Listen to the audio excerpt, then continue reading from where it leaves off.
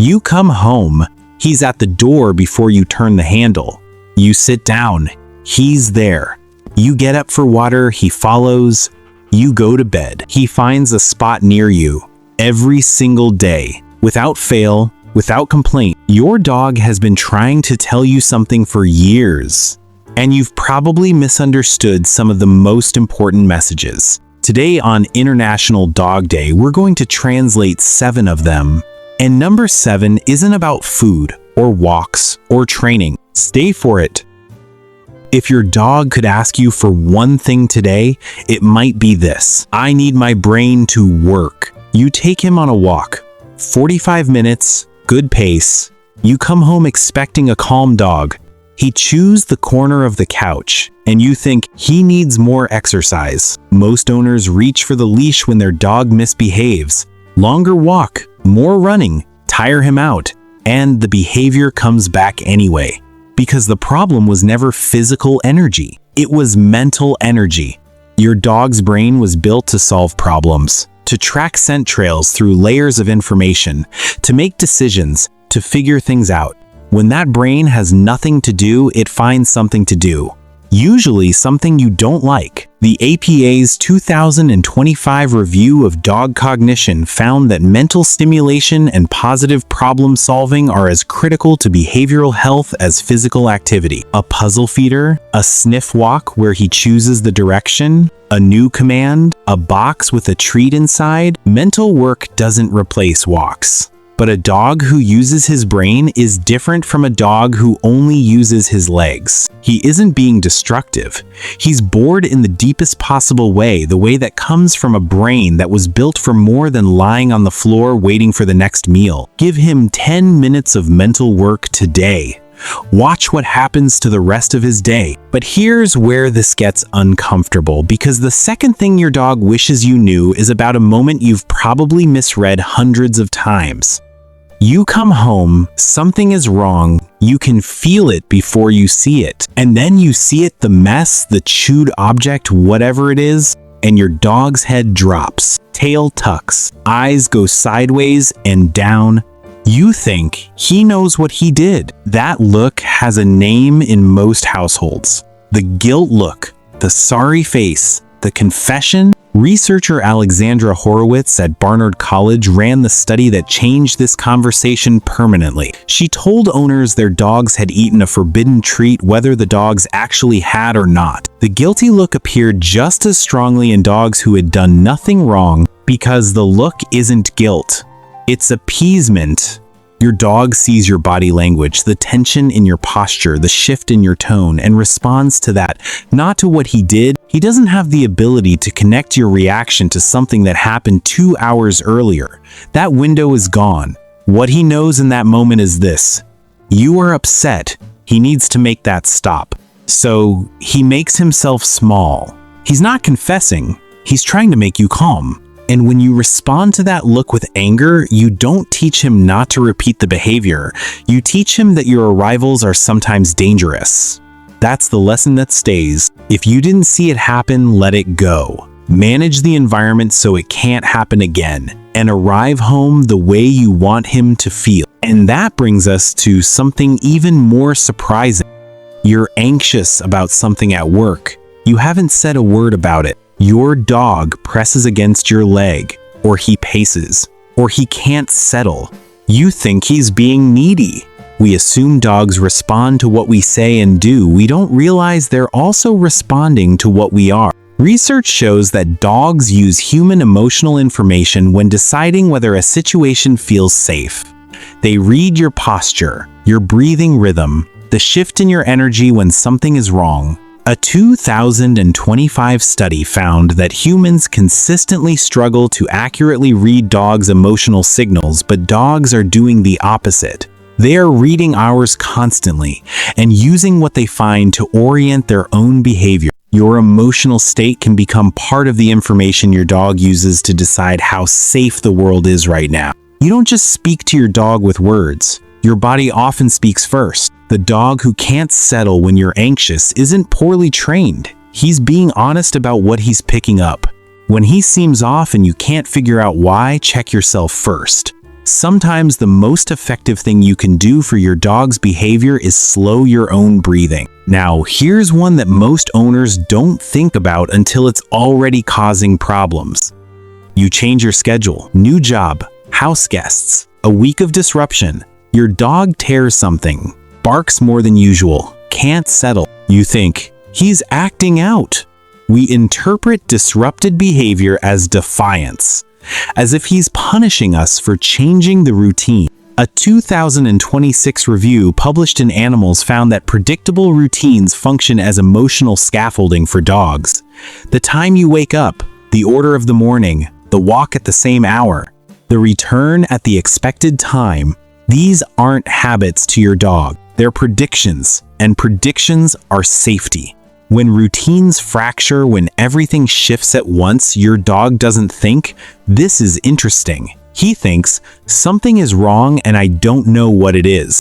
Research on canine emotional regulation shows that loss of familiar patterns can strongly influence a dog's stress response, showing up not always as obvious distress, but as quiet tension, watchfulness, or what looks like misbehavior. The dog who seems to act out during chaotic weeks isn't rebelling. He's asking a question he can't put into words. Is everything okay? When life is disrupted, protect one or two anchor routines if you can. The morning walk, the feeding time, the evening moment. Structure costs you almost nothing. To him, it means almost everything. But this next one might be the most misunderstood thing on this entire list. Your dog is your whole world. You're his whole world. And yet sometimes something is still off. A low-level restlessness, a need that doesn't quite get filled. We assume love is enough, that the bond we have with our dog covers everything.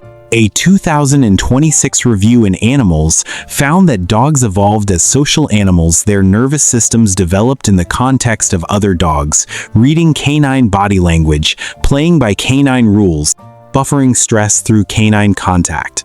Modern pet life has constrained that dramatically. Short, managed meetings, rarely real bond. Some dogs, not all, because temperament matters, lose a kind of social regulation when canine contact disappears from their lives. Your relationship with your dog can be extraordinary and still not replace every form of connection his biology was built for. This isn't about whether you're enough. You are enough in the ways that only a human can be. But some dogs need a little time with their own kind, the way you might love your family completely and still need a friend who just gets it. Watch your dog around other dogs he's comfortable with. If he lights up in a specific way, that's information. Give him more of that. When you can, safely. Now the sixth one. This is the one you probably do every single morning. You're on the walk. He stops. You pull gently on the leash. He stays. You check your phone. He keeps his nose down. You think, we need to keep moving. He thinks the walk just started. We treat the walk as exercise. A distance to cover. A destination to reach. A time slot to fill. A dog's nose contains up to 300 million olfactory receptors. Ours has about 6 million. And a proportionally massive section of the dog's brain is dedicated entirely to processing what the nose finds. Sniffing isn't a distraction from the walk. For your dog, the sniff is the walk. Every smell carries a layer of information: who was here, how long ago, what they ate, whether they were afraid. It's not random, it's Research has found that dogs allowed to sniff freely on walks show lower stress markers afterward than dogs walked at a brisk pace. Not just happier, measurably calmer. When you pull him away from the corner he's studying, you're pulling him out of a sentence he hasn't finished reading. Let the walk be his sometimes. Slower pace. His direction. His stops. You'll cover less ground. He'll arrive home more settled than he would have from twice the distance at your pace. And now number 7. This is the one I told you wasn't about food, walks, or training. Think about how your dog loves you. Not in theory, specifically. He doesn't love you when it's convenient. He doesn't save it for the good days. He's there when you come home after the worst day you've had in months. He finds you in the house, not because he needs something just to be near. He brings you his toy, not because it's worth anything, but because sharing it is the best thing he knows how to do. We think we're present with our dogs, we sit beside them while we scroll, we're in the room, we feed them on time, we do the walks. We're there, but there is not the same as present. Your dog doesn't understand time the way you do. He doesn't know how many years you have together. What he experiences is each day, this morning, this evening, this moment on the couch. He isn't saving his love for a better time. He isn't waiting until things calm down. He is giving you all of it, right now, every time he finds you. Research on the human-canine bond describes it as one of mutual recognition and genuine attachment built over 15,000 years of coevolution and sustained every day by a creature who asks very little and gives almost everything. He doesn't need you to be a perfect owner. He doesn't need expensive toys or elaborate routines.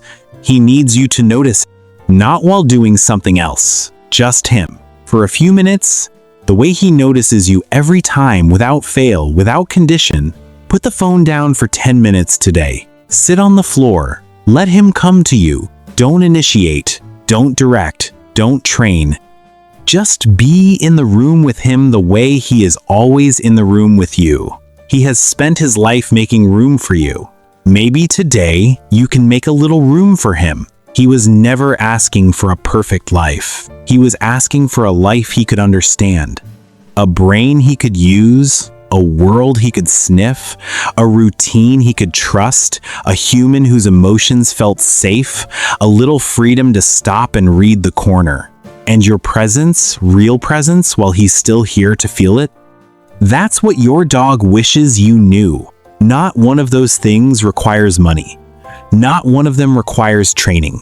They require attention, the kind he gives you every single day. Today is International Dog Day. And I want to say something honest about it. We call it a day for dogs, but it has always been a day about us, about what they give us, the steadiness, the joy, the love that doesn't come with conditions or history or complicated expectations, about what they ask in return, which is almost nothing. To be seen, to be spoken to kindly, to be let in, to have the walk go a little slower sometimes. He is there when you come home. He is there when you're quiet at 2 a.m. and don't want to talk about it. He is just there. Learning his second language, yours, one day at a time. Maybe on this one day a year, we can try to learn a little more of his. Tell me your dog's name in the comments. And tell me the one thing they do, one specific thing that you understand differently now. Because sometimes, learning to love a dog better starts with learning to listen. Subscribe because every week I explain what your dog is trying to tell you.